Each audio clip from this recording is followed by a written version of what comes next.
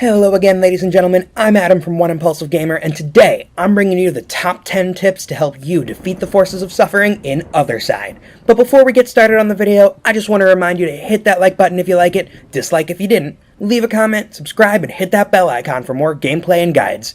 With that out of the way, let's jump right into the video.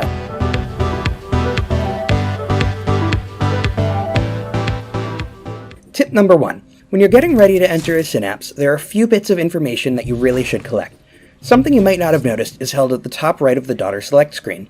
Here, you'll see what types of enemies to expect, as well as how confined the map will be. Use this to decide what classes of daughters you might want to bring. A confined map may not be the best place to bring a team of soul slingers, but it'll be just right for the shield bearer's wall slam.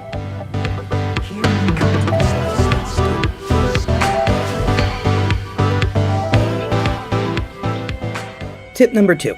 When you first enter a synapse, take the time to pan around the map and locate the enemy units. If you're playing a hunt, check to see if all the mission enemies are on the starting map.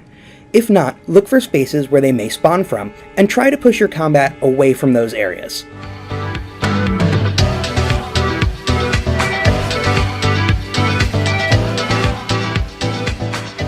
Tip number 3. Positioning is key. Try to keep your daughters in positions where they're the least likely to be flanked and the most likely to flank the enemy units.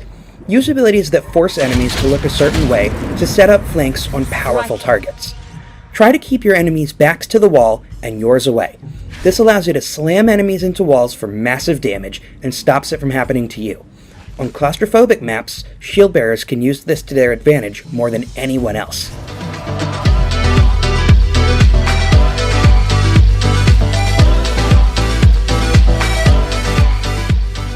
Tip number 4. The timeline is the most unique part of gameplay in Othercide. The timeline tracks each character's initiative as well as their delayed actions. When you hover over a delayed action, it will appear on the timeline. Use this to judge whether the target will move before the action is executed, or if you might have time to set up a combo with another action.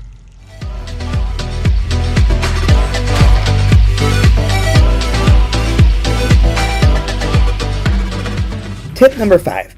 Your daughters have 100 AP to use per turn. If a daughter only uses 50 or less AP on their turn, they'll be put at 50 on the timeline. Any AP used beyond that will put them at 100 and they'll enter burst mode. So if you're going to go over 50 by a little, you might as well make the most of it and go over by a lot.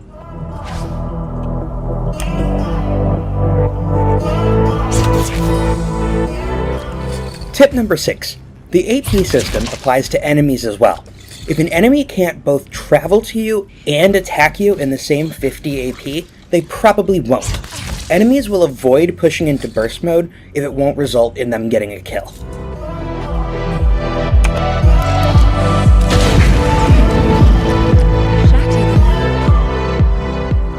Tip number 7. Just like each synapse has a timeline, each era does as well. You progress one day on the timeline, each day you rest. When you reach a day represented by an exclamation point, an event will be triggered. Events can be either positive or negative. Make sure to take these into account when planning your teams. If overall team health is lowered, consider leaving your soul slingers behind and bringing shield bearers.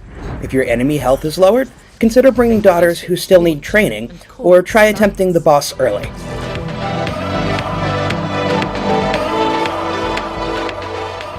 Tip number 8. You'll earn an amount of vitae after each completed synapse. Vitae does not carry over run to run, so make sure you spend it before you lose it. Vitae can be used to germinate new daughters or to equip memories. You'll only have a certain amount of time to level so many daughters per run, so it's best to use your vitae on memories.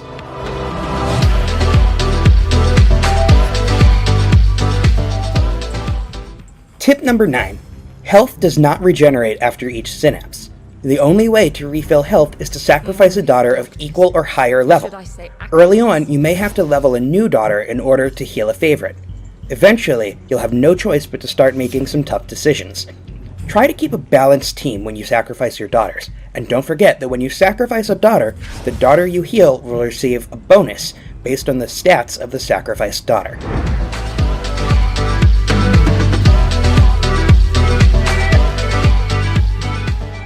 Tip number 10. My last tip is about revivals. Revival tokens are incredibly rare. They can be used to revive a favorite daughter from run to run, or to revive a particularly well-performing daughter mid-run. Resurrecting a favorite daughter at the start of a run can make it easy to finish early synapses, but saving a revival token can allow you to continue once a run goes south.